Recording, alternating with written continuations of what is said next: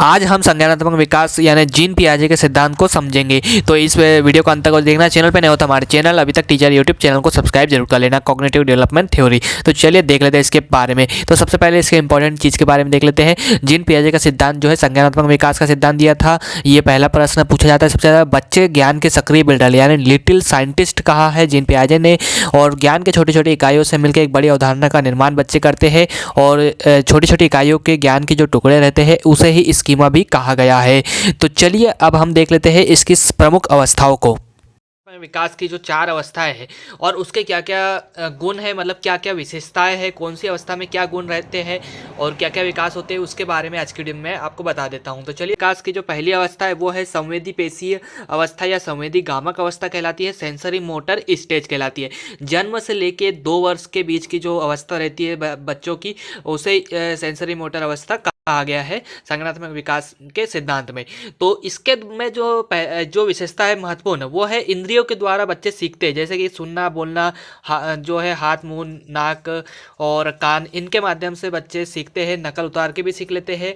और इमिटेशन है, और वस्तु स्थायित्व का जो गुण है इसमें आता है इस अवस्था में ऑब्जेक्ट परमानेंस का गुण इसमें आ जाता है। और ये सवाल जो है सीटेट और अन्य एग्जाम में बहुत ज़्यादा पूछा जाता है। पहली और भी जो भी चीज़ें जो इंद्रियों के द्वारा होती है वो सारी चीज़ें बच्चे इसमें कर लेते हैं, छोटे बच्चे जो महसूस सीखते हैं इसमें एक प्रकार से। संज्ञानात्मक विकास की जो दूसरी अवस्था है वो है पूर्व संक्रियात्मक अवस्था। पूर्व संक्रियात्मक अवस्था यानी प्री ऑपरेशनल स्टेज, 2 से लेके 7 वर्ष के बीच की जो अवस्था रहती है बच्चों की, उसे प्री ऑपरेशनल स्टेज कहते हैं। और इस अवस्था में जो है महत्वपूर्ण विशेषता ये चीज़ें हैं, ये गुण इसमें आ जाते हैं बच्चों में।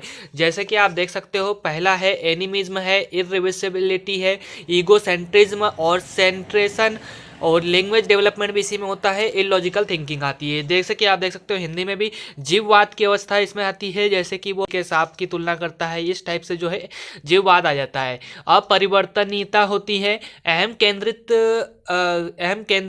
कहा गया है, ईगोसेंट्रिज्म कहा है जीन पियाजे ने बच्चों को। जो बच्चे अपने आप स्वयं से बात करते हैं, यानी कि अपने आप स्वयं से बात करते हैं, तो उसे उन्हें ईगोसेंट्रिज्म कहा गया है। करण की अवस्था भी कहते हैं इसे, सेंट्रेशन आ जाता है। ट्रांसडक्टिव थिंकिंग, अतार्किक सोच इसमें आ जाती है। भाषा का विकास होता है इस अवस्था में, प्री ऑपरेशनल स्टेज में, 2 से लेकर 7 वर्ष की आयु में। तीसरी अवस्था है मूर्त संक्रियात्मक अवस्था, यानी कि ऑपरेशनल स्टेज 7 से लेकर 11 वर्ष की आयु को कहते हैं।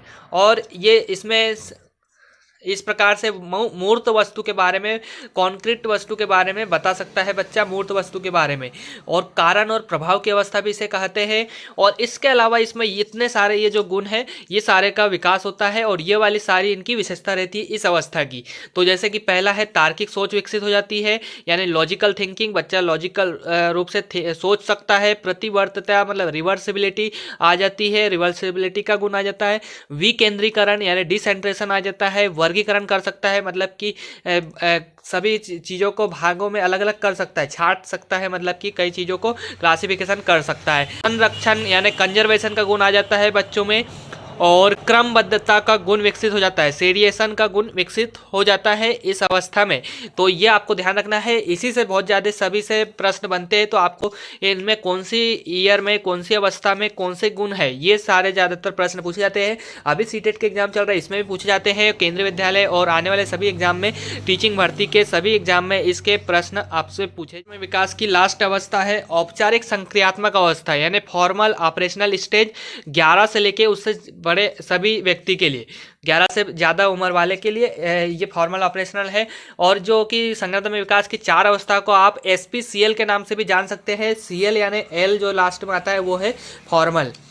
अमूर्त सोच विकसित हो जाती है, अलग सोच का विकास हो जाता है, काल्पनिक सोच या काल्पनिक तर्क कर सकता है, किशोर अहंकार आ सकता है, मतलब कि बड़े होते हैं बच्चे तो उसमें किशोर रहते हैं, एडोलसेंस का गुण विकसित होता है। एब्स्ट्रैक्ट थिंकिंग आती है, और डाइवर्जेंट थिंकिंग भी हो जाती है। हाइपोथेटिकल और डिडक्टिव रीजनिंग आ जाती है बच्चे। और एडोलसेंस ईगोसेंट्रिज्म कहा गया है।